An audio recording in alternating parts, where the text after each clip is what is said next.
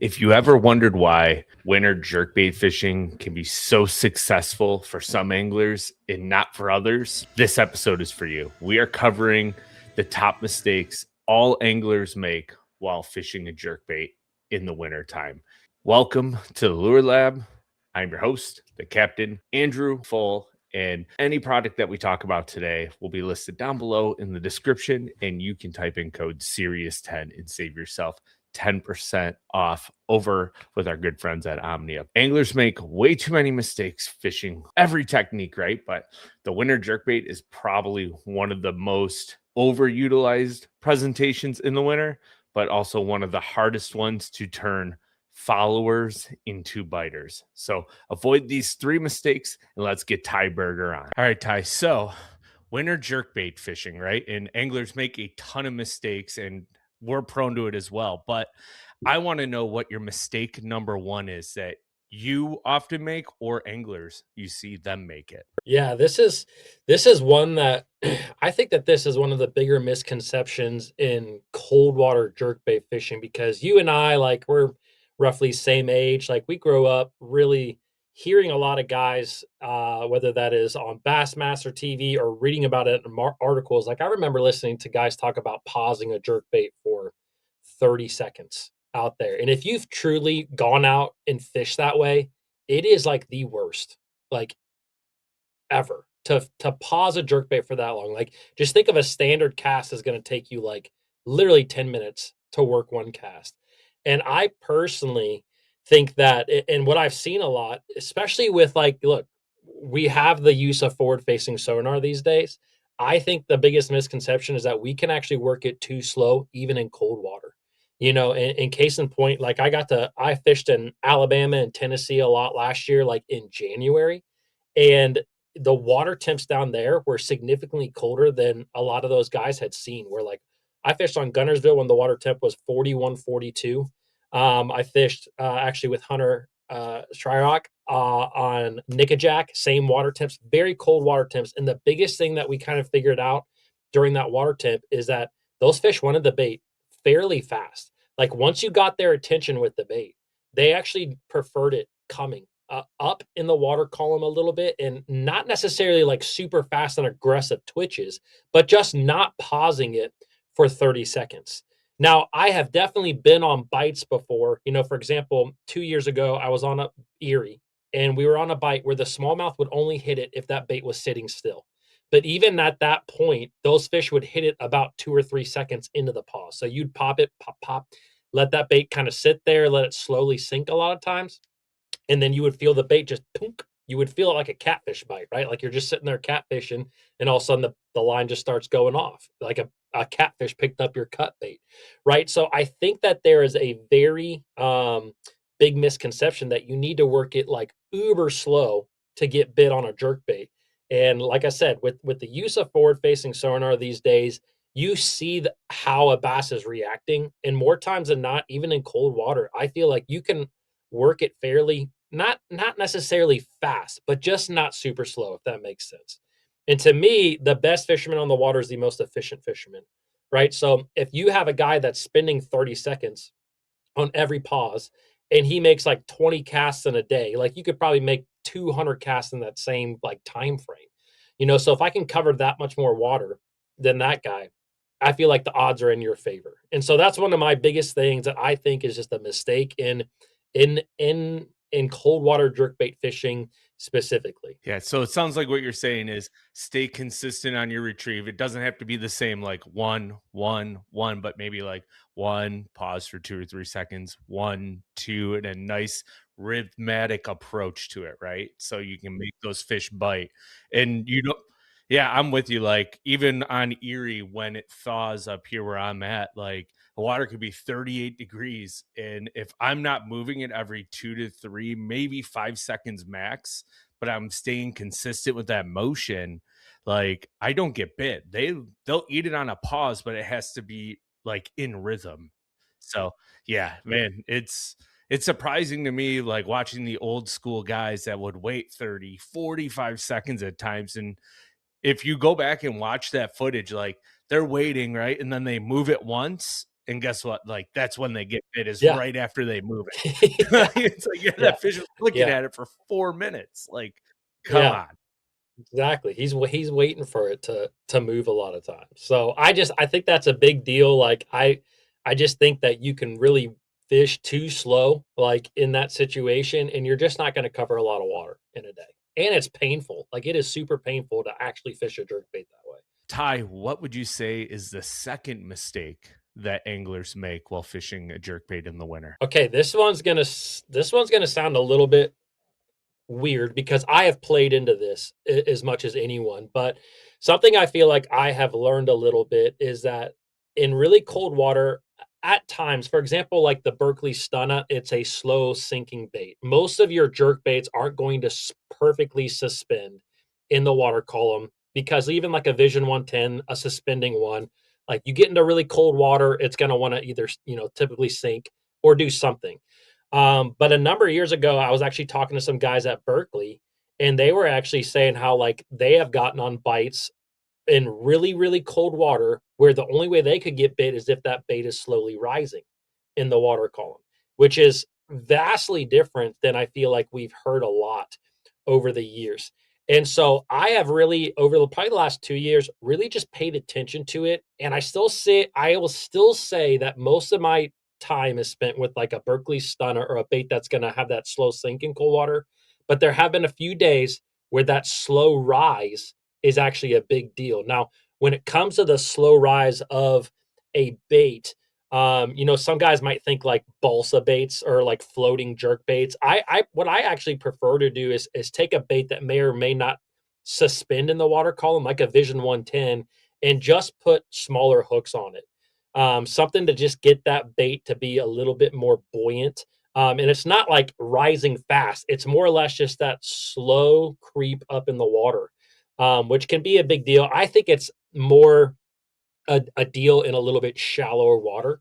You and I are both from the northern part of the country where like these fish will stay fairly shallow, even in iced over conditions. If there's, a lot of our lakes have grass in them, so even though that grass is dead, they will still hang around a lot of those dead clumps and be around that grass. And I think that that is a situation where sometimes a slow rise in your bait can actually be the ticket to catching a few more fish. So, some days I think it absolutely doesn't matter whether your bait sinks, whether it rises, whatever it does. But I think that there are days where these fish get real specific. And I know that for me, like minnow fishing a lot, specifically for smallmouth, like those fish a lot of times they want that bait coming up at a pretty high velocity.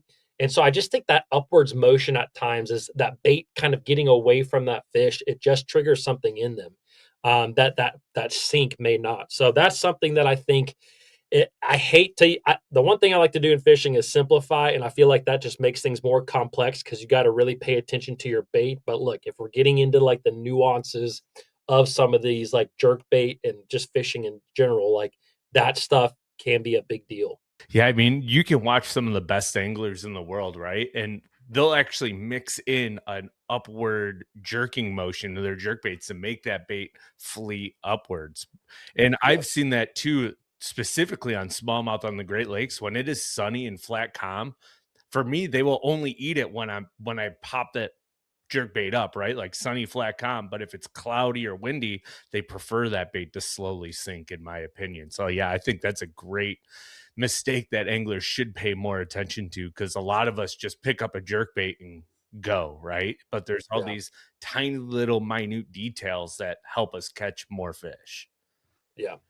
Yep. Absolutely. Mistake number 3, Ty, what do you think it is that you or anglers make while fishing a jerk bait in the winter? So I would say mistake number three has to do with like your jerkbait system as a whole. Whether that is the hook, like the hooks, line, and rod, specifically that combination, your rod, your line, your hooks, because everybody throws their stuff on different stuff, if that makes sense. Like for example, for years, Kevin Van Dam has always thrown his jerkbait, which he's one of the best known jerkbait fishermen. But if you listen to him talk about it, he throws it on like a spinnerbait rod. So it's a it's a graphite rod that has a lot of tip to it, but it's actually kind of stout on the back end. So he likes it because it can snap. Now the thing about it is that he fishes typically his jerk baits with his KVD hooks. Those KVD hooks are a lot thicker wire than a lot of the like nano coated hooks and things like that we have in today's age. And so I remember when I first went out jerkbait fishing, I was using those thicker gauge KVD hooks and I was having a problem losing fish, but that's because my rod was too parabolic. It was too limber, which I prefer that. But because of those little bit thicker gauge hooks, like I couldn't get the hook past the barb in these fish. And so I was losing them. So I simply stepped down to having those like more nano coated, like, round bend hooks, and it worked with my rod and my system. But like I said, if you're using Van Dam's rod and you're using those nano coated hooks or something really thin wired, you could actually overpower those hooks and you could bend them out and lose fish. So I think that there's like again, it's very like technical when it comes to jerkbait fishing, but I think that there's just like you need to understand how your rod, how you set the hook. You need to understand your entire system in general for you to be able to have the best landing rate. Because that's what it comes down to. A lot of times, angler A, angler B can go out there and get the same amount of bites, but if angler A catches 95% of the bass that he gets and angler B is only catching 80 or 85, like that's the difference in like great and good at times. And so, anyways, understanding your system, how it comes down to, and the big thing I said there and I hadn't mentioned is the line. Some guys like to fish jerk baits on braid to fluorocarbon and a spinning rod.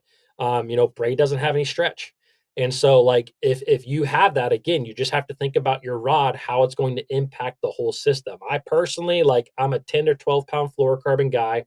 I like a fairly light rod. Like, this is the rod that I like. It's an Arc Tharp Series one-eyed jack rod. It's more of a parabolic bending. It's more of a graphite rod, but I like to use small hooks on it. Those nano-coated hooks, even the Fusion, like 19 hooks that come on some of the Berkeley baits are fine, although they are a very brittle hook.